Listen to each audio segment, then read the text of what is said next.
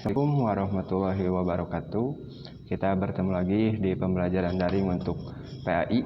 Kita akan lanjutkan mengenai iman kepada kitab-kitab Allah. Kita lanjutkan pembahasan yang kemarin, yang dimana sedikit Bapak rangkum. Kita kemarin sudah membahas tentang 3 kitab yang wajib kita ketahui ya, bahwa kitab itu sebenarnya ada jumlah keseluruhan dari kitab itu sebenarnya ada 104 kitab keseluruhan ya. Tapi yang wajib kita ketahui dan yang tercantum dalam Al-Quran itu hanya ada 4 kitab. Nah, 4 kitab ini wajib kita ketahui sebagaimana siapa pemilik dari setiap kitab tersebut. Kita ulas lagi kemarin sedikit. Yang pertama itu kitab Taurat yang diberikan kepada Nabi Musa alaihi salam.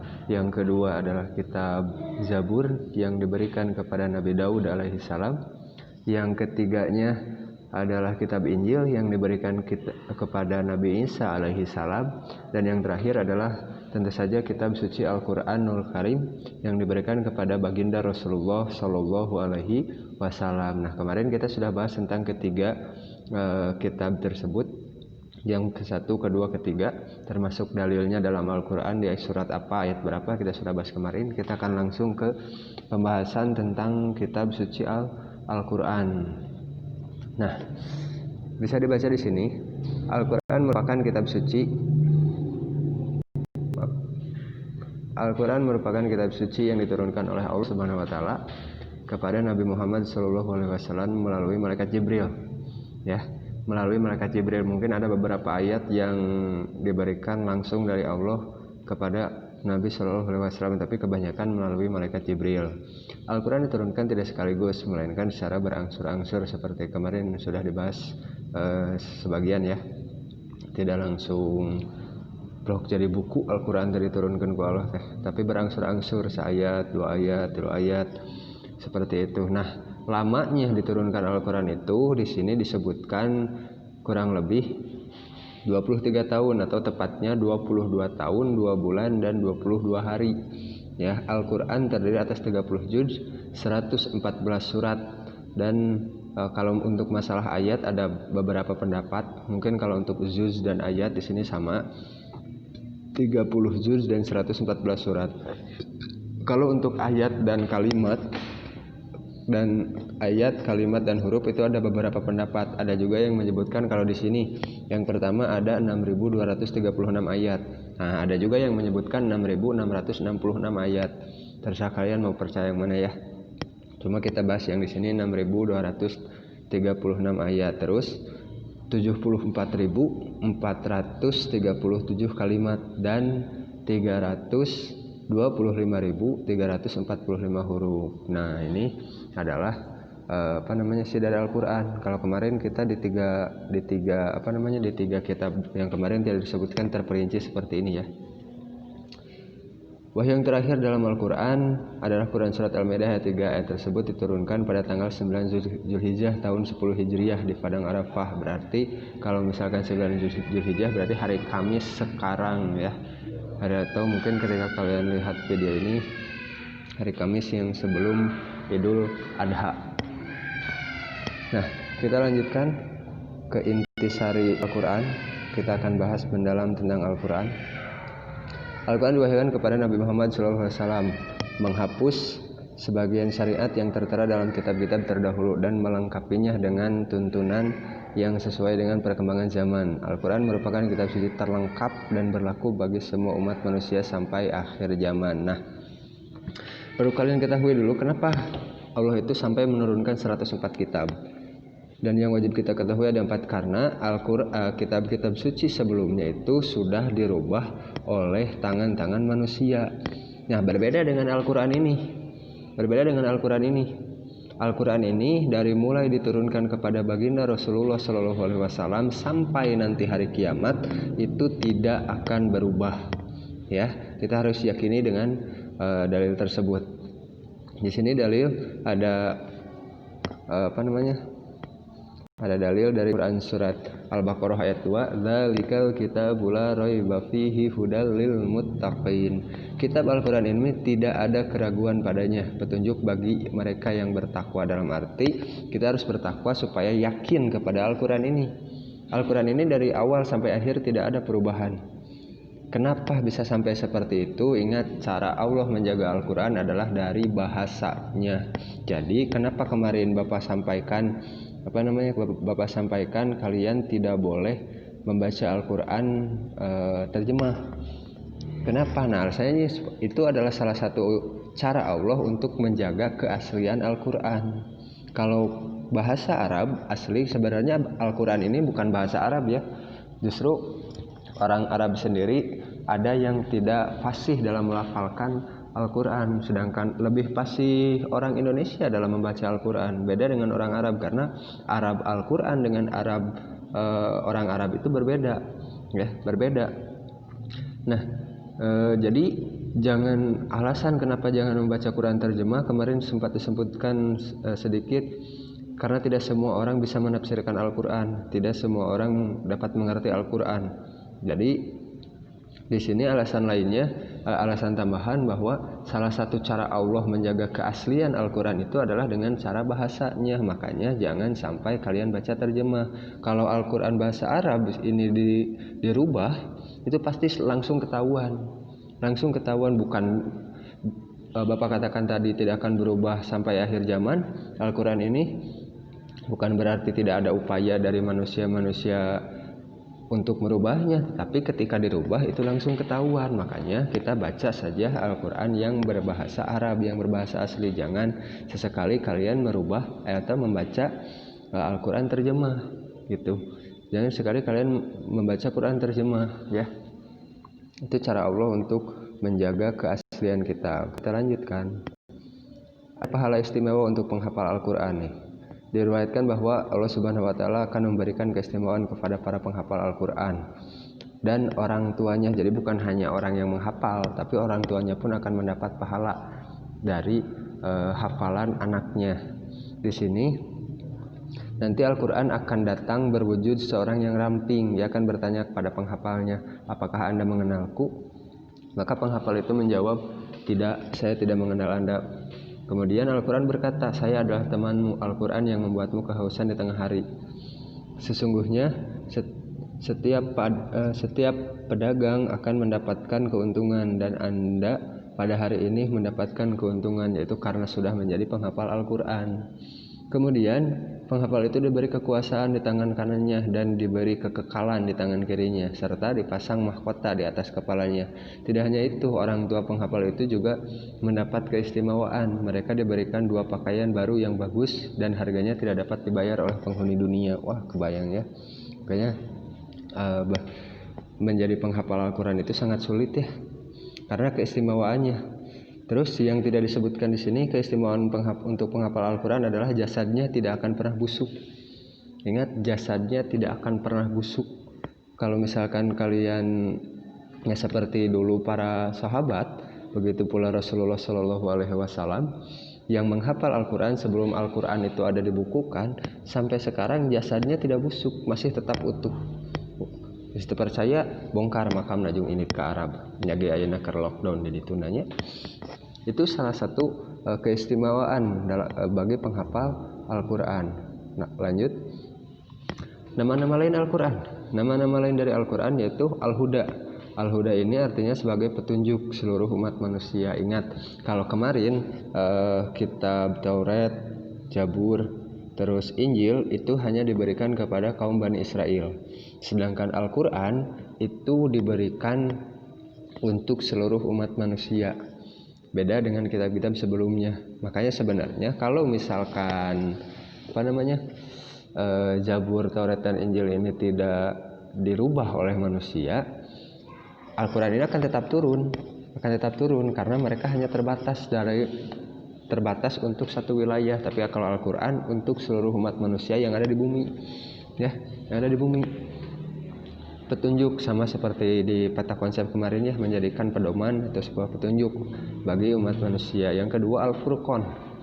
Al-Furqan ini artinya sebagai pembeda antara yang baik dan buruk. Jadi kita bisa tahu mana yang baik dan mana yang buruk itu karena Al-Quran, ya, karena Al-Quran. Contoh TikTokan, kumaha TikTokan, baik atau buruk, kumaha cek Quran, tangan dina dalilna. Contohnya seperti itu. Terus mencuri, bagaimana mencuri, baik atau buruk? Kumaha Quran buruk berarti buruk. Jangan ditentukan dengan pemikiran sendiri. Ya, kalau ditentukan dengan pemikiran sendiri, diputuskan oleh hukum kemauan sendiri, itu tidak akan benar. Contohlah anak-anak sekolah. Anak-anak sekolah merokok di pinggir jalan, itu baik atau buruk? Kalau kata dirinya sendiri itu gak apa-apa. Lagian merokok juga bukan hal yang haram. Tapi kalau menurut Al-Quran seperti apa? Ada aturannya. Ya, tidak seperti itu. Yang ketiga, asyifa ini sebagai penawar atau obat penenang hati. Jadi ketika kalian kalau kata bahasa sekarang itu galau, gelisah, merana, gegananya, atau bahasa Inam disebutnya gabut, cenah. Baca Quran, insya Allah hati akan menjadi tenang. Asal yakin, ya, asal yakin. Yang ketiga, az-zikr, artinya Al-Quran sebagai peringatan adanya ancaman dan balasan. Ingat, Al-Quran ini sebagai peringatan adanya ancaman dan balasan. Apa yang kita tanam, maka itu pula yang akan kita panen. Orang melak bonteng, mau mungkin panenat cengek.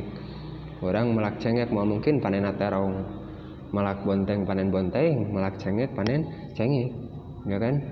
Balasan itu sesuai dengan perbuatan kita. Yang terakhir adalah Alkitab. Alkitab ini artinya firman Allah Subhanahu wa taala yang dibukukan. Nah, ini kitab ya. Firman Allah Subhanahu wa taala yang dibukukan.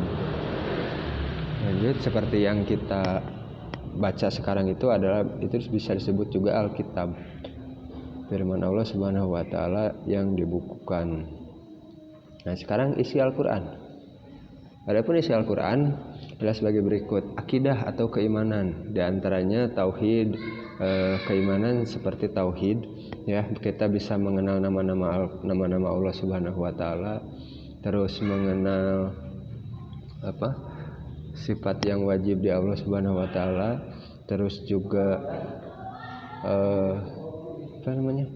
rukun iman, rukun Islam, semua itu ada di Al-Quran.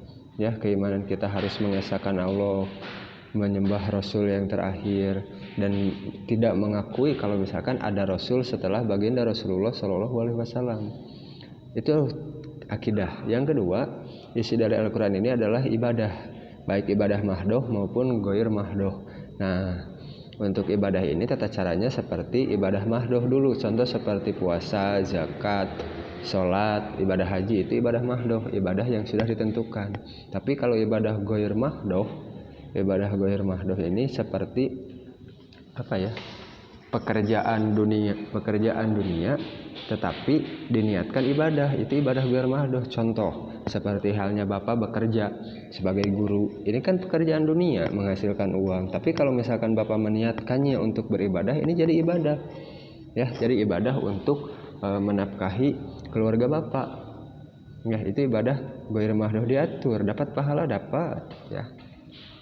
Yang ketiga, isi dari Al-Quran ini adalah akhlak seorang hamba kepada Khalik, kepada sesama manusia dan alam sekitar. Tak akhlak orang diatur ku Al-Quran tentunya, ya, ku Al-Quran. Orang tata cara hamba yang diciptakan kepada pencipta teh kumaha. Lamun orang ngadoa, misal teman orang ngadoa, ya Allah minta duit atau sakarung mah, nah gitu ngadoa, tidak seperti itu. Ada tata caranya berdoa, ya. Terus kepada sesama manusia, baik itu orang yang umurnya di atas kita, kepada orang yang sama teman, terus orang yang di bawah kita yang umurnya lebih muda, itu harus seperti apa diatur dalam Al-Quran. Begitupun dengan alam sekitar, ya, begitupun dengan alam sekitar. Temenang ayeuna orang ngaruksak bumi, contohnya pakai motor, knalpotna gandengan batur, terus kebul haseup bijil, itu kan mencemari udara, polusi, ya kan? Itu tidak boleh. Membuang sampah sembarangan tidak boleh.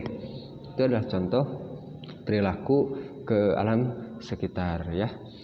Yang keempatnya, isi dari Al-Quran ini adalah muamalah, hubungan manusia dengan sesama manusia, berbentuk pekerjaan, apakah itu perdagangan, terus pekerjaan seperti kita bekerja dalam pabrik dan lain-lain sebagainya, itu diatur. Yang kelimanya, kisah ini adalah cerita tentang Nabi dan Rasul, orang-orang soleh dan orang-orang yang ingkar. Contoh Nabi dan Rasul jelas, ya, 25 nabi, 25 yang wajib kita ketahui itu ada dalam Al-Qur'an. Terus orang-orang soleh dan orang-orang yang ingkar. Contohnya adalah pasangan suami istri. Istrinya yang soleh, suaminya yang ingkar. Yaitu adalah Fir'aun dan Siti Aisyah. Ya, Siti Aisyah itu istri Fir'aun, tetapi tidak istri Firaun ini tidak menganggap bahwa Firaun itu Tuhan, walaupun kebanyakan rakyatnya mengaku bahwa Firaun itu Tuhan, tapi istrinya tidak. Itu orang-orang soleh dan orang-orang yang ingkar, ya, orang-orang yang ingkarnya itu contohnya tadi seperti Firaun. Yang terakhir dari isi Al-Quran ini adalah semangat mengembangkan ilmu pengetahuan. Kita kalau berpedoman kepada Al-Quran dan kalau menjadikan Al-Quran sebagai pedoman, kita tidak akan malas untuk belajar, justru semakin bersemangat, karena dianjurkan di dalam Al-Quran itu menuntut ilmu. Ditegaskan oleh Rasul dengan sebuah hadis, tolabul ilmi faridatun ala kulli muslimin wal muslimat minal mahdi ilal lahdi. Ya, jadi mencari ilmu itu wajib bagi kita dari mulai lahir sampai nanti mati. Ya, yang ketiga ada keistimewaan Al-Quran. Tadi yang 6 itu adalah isi Al-Quran, sekarang keistimewaan Al-Quran. Yang pertama, sebagai petunjuk dan rahmat bagi orang yang beriman dan bertakwa. Kalau misalkan tidak sebagai petunjuk dan rahmat, berarti dia tidak beriman dan tidak bertakwa. Ya, makanya kita harus memperkuat iman kita dengan cara talabul ilmi atau mencari ilmu. Yang kedua, sebagai informasi kepada setiap umat bahwa Nabi dan Rasul terdahulu mempunyai syariat atau aturan dan caranya masing-masing dalam menyembah Allah Subhanahu wa Ta'ala. Ini sebagai informasi kisah tadi ya. Yang ketiga, Al-Quran sebagai kitab suci terakhir dan terjamin keasliannya. Nah ini ya, terjamin keasliannya. Allah menjamin keaslian Al-Quran itu, dan salah satunya adalah dengan cara bahasa. Makanya jangan sesekali kalian merubah atau membaca Al-Quran secara terjemah. Kalau terjemah gampang diganti, orang mau hafal, kecuali kalau sudah tahu ilmunya, hafal kitabnya tidak jadi masalah. Tapi kalau misalkan tidak tahu, awam seperti Bapak sendiri tidak bisa menafsirkan Al-Quran, kita tidak boleh membaca Quran terjemahnya. Harus bisa minimal kita bisa membacanya saja, itu sudah dapat pahala. Jangankan membaca, mendengarkan orang yang membaca Al-Quran saja sudah mendapat pahala ya. Next, yang keempat, Al-Quran tidak dapat ditandingi oleh ide-ide manusia yang ingin menyimpangkannya. Maksudnya seperti apa? Banyak sekali penelitian yang ingin menjatuhkan derajat Al-Quran, tetapi di sana Al-Quran justru tetap unggul di atas dari pemikiran manusia. Iyalah, kita manusia diciptakan oleh Allah, Al-Quran itu langsung wahyu Allah. Mana mungkin ciptaan Allah dapat menandingi wahyu Allah langsung, ya kan? Tidak mungkin seperti itu. Yang terakhir, membaca dan mempelajari isi Al-Quran merupakan ibadah. Nah, jadi sama seperti tujuan pembahasan bab ini, bahwa tujuannya adalah kita belajar dan membaca minimal setiap hari, sehari satu ayat lah, one day one ayat. Jangan one day one juz lah, panjang teuing cangkeul karasa ku Bapak. One day one ayat lah, asa rutin setiap hari, tidak terlewat ya. Nah itu jadi isi dalam Al-Quran, membaca, mempelajari. Kata Bapak juga tadi, jangankan membaca, mempelajari, mendengarkan orang yang membaca Al-Quran pun itu sudah merupakan ibadah, kita dapat pahala ya. Next, di sini ada menerapkan perilaku mulia.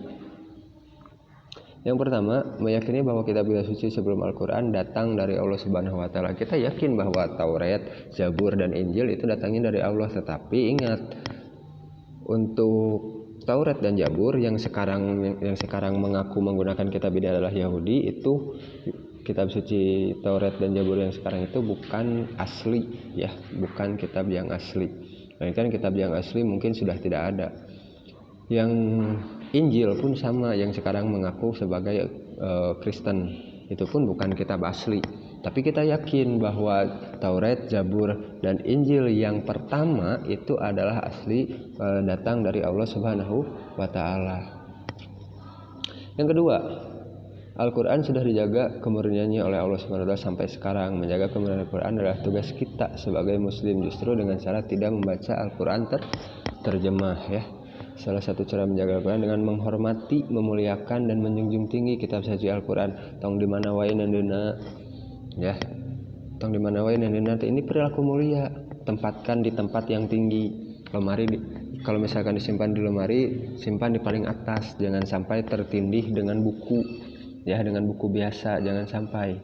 Itu kalau misalkan kita tidak menghormati, memuliakan, dan menjunjung tinggi kitab suci Al-Quran, kita berdosa. Ya. Yang ketiga, menjadikan Al-Quran sebagai petunjuk dan pedoman hidup dan tidak sekali-kali berpedoman kepada selain Al-Quran. Nah, ini sudah kita bahas tadi, ya. Yang keempat, berusaha untuk membaca Al-Quran dalam segala kesempatan, di segala suka maupun duka.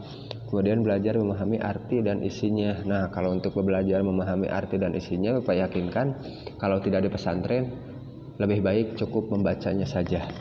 Ya, kalau tidak di pesantren cukup membacanya saja. Kecuali kalau di pesantren, silahkan. Yang kelima, berusaha untuk mengamalkan isi Al-Quran di dalam kehidupan sehari-hari, baik di waktu sempit maupun waktu lapang, ya. Berusaha untuk mengamalkan isi dari Al-Quran dalam kehidupan sehari-hari. Nah, jadi pembahasan ini kita sudah ke bagian akhir. Di sini sudah ada rangkuman. Ingat, kita sebagai umat Islam wajib meyakini dan mempercayai semua kitab-kitab Allah, baik itu Taurat, Zabur, Injil, dan Al-Quran. Keimanan kepada kitab-kitab selain Al-Quran dilakukan dengan cara menghormati dan menghargai keyakinan mereka. Ya, kita yakin, tapi dengan orang-orang terdahulu, bukan orang-orang yang sekarang. Ya. Jadi intinya, Bapak harapkan setelah kalian belajar tentang iman kepada kitab-kitab Allah, kalian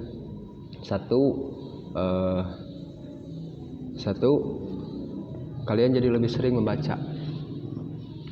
membaca Al-Quran, seperti yang Bapak katakan kemarin, Pak, anu apalna ieu mah Al-Fatihah we hungkul atau kulhu we hungkul, da tadi lain bisa macana, lain ku sabab bisa macana, apal ku sabab minang ngadengi sok eta baca gitu. Tapi harus diikuti dengan tolab ilmu, ikuti dengan belajar. Jangan geus bisa eta hadakan bae ceuk payu dige geuskeun bae cenah eta we terus geus we teu diajar deui. Nah, justru harus belajar, jangan sampai terhenti karena kita tidak bisa, kita belajar, ya, belajar.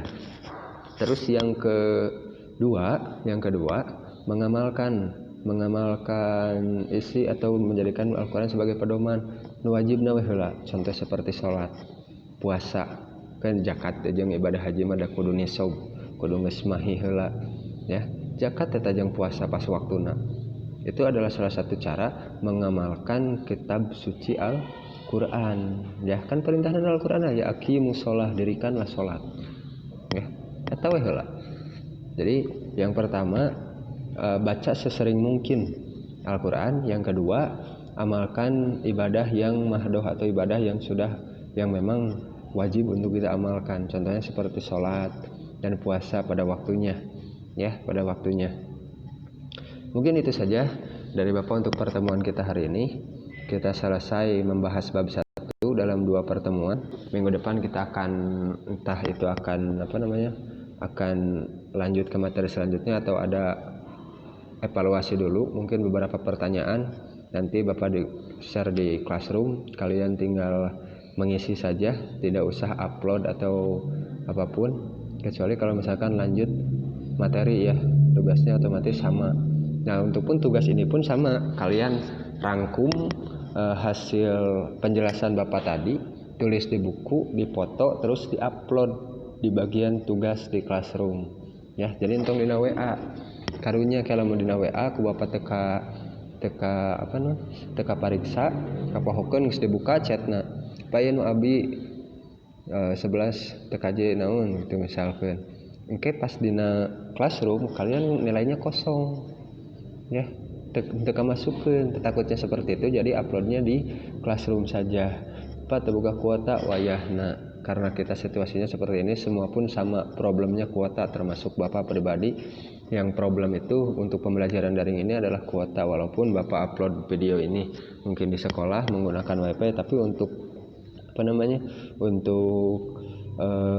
kebanyakan waktu daring ini melayani pertanyaan-pertanyaan kalian itu kok kebanyakan di rumah, di luar waktu pembelajaran kan. Jadi itu saja dari Bapak untuk pembahasan kita hari ini. Sekian, wabillahi taufiq wal hidayah. Wassalamualaikum warahmatullahi wabarakatuh.